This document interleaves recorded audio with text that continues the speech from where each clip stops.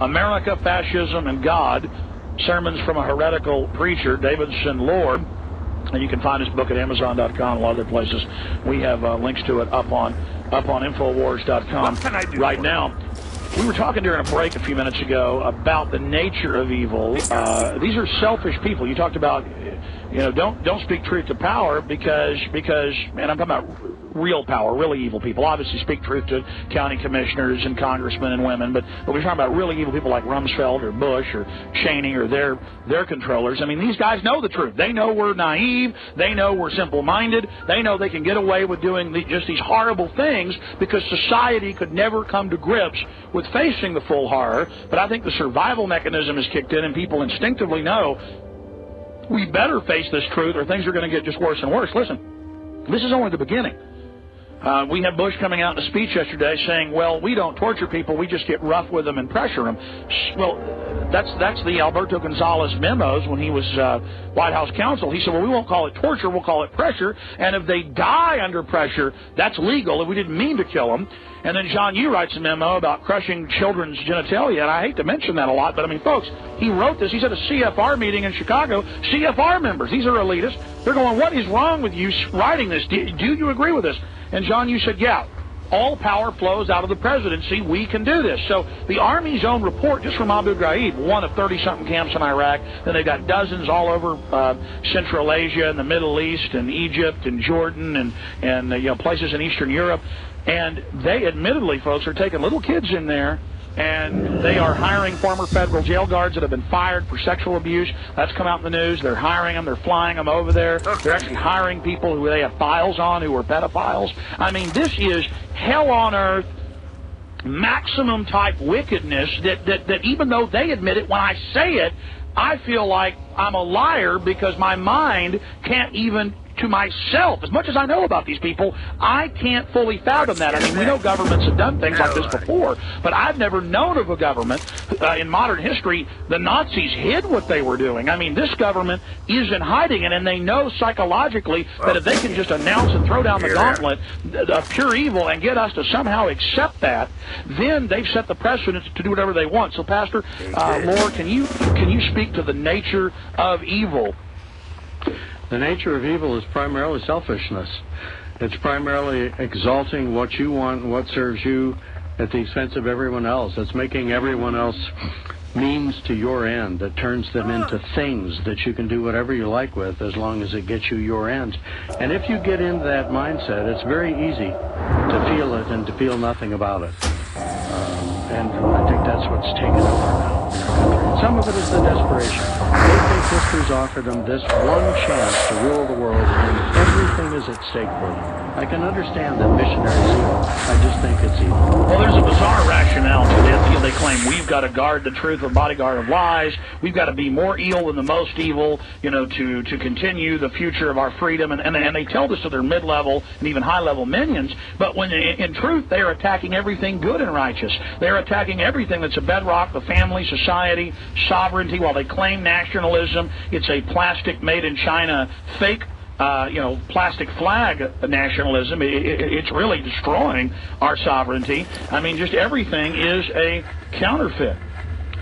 It is. This dream, though, of an American style of fascism, which is different from the Nazi style of fascism. Pax Americana. Pax Americana, and it is, as Vice President Wallace said over 60 years ago, more concerned with controlling the information and the stories. It's a softer kind of approach to this at first, though apparently we have prison camps being built in the country and all this kind of Houston Chronicle.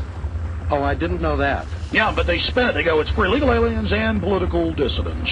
Right. Right. I mean, to have them, that's the thing. Why do you think they're just going totally public with it?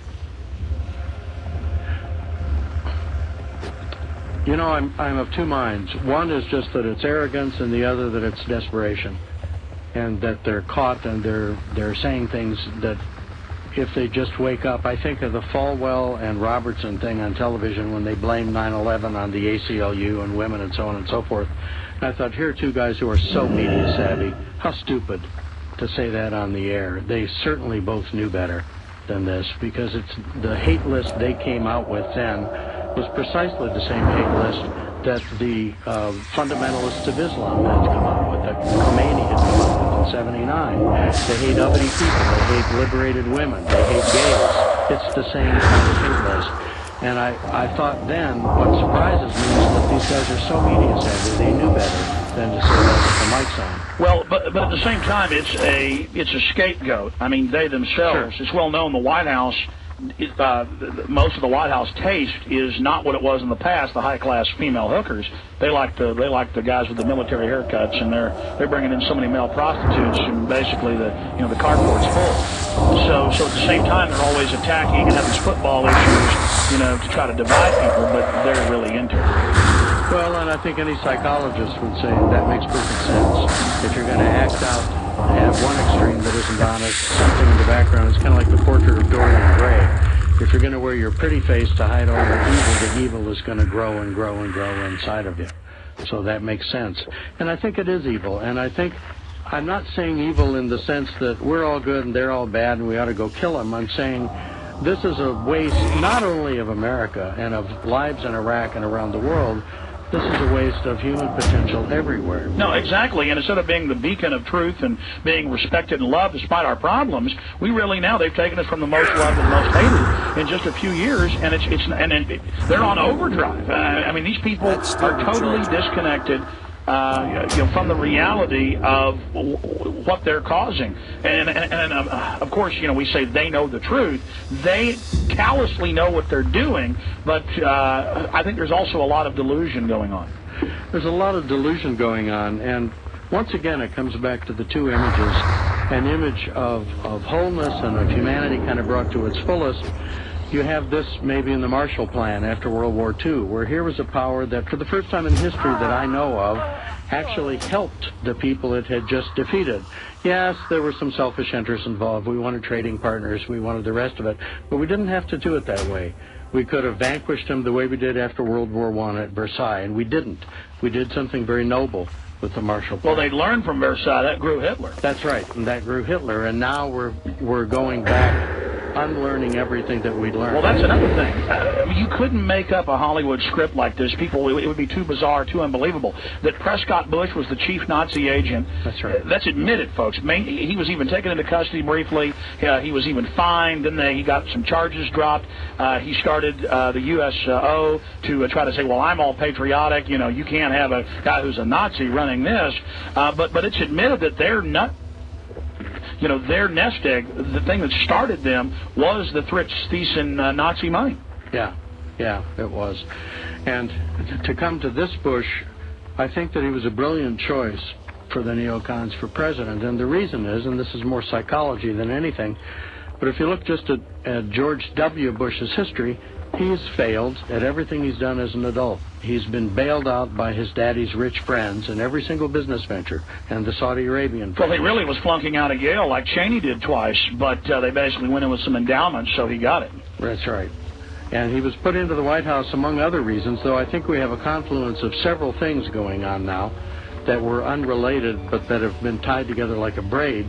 He was put into the White House for, among other reasons, to repay his daddy's rich friends, and he's done that splendidly. I think the other agendas that have come in are the imperialism, the more worldwide ambitions abroad, the plutocracy at home, the transfer of wealth to the rich, the removal of rights so that people can't protest that in any way, and then the use, as Hitler did too, the use of a very degraded form of religion as kind of a German Christian church, is what they called it in the Nazi times.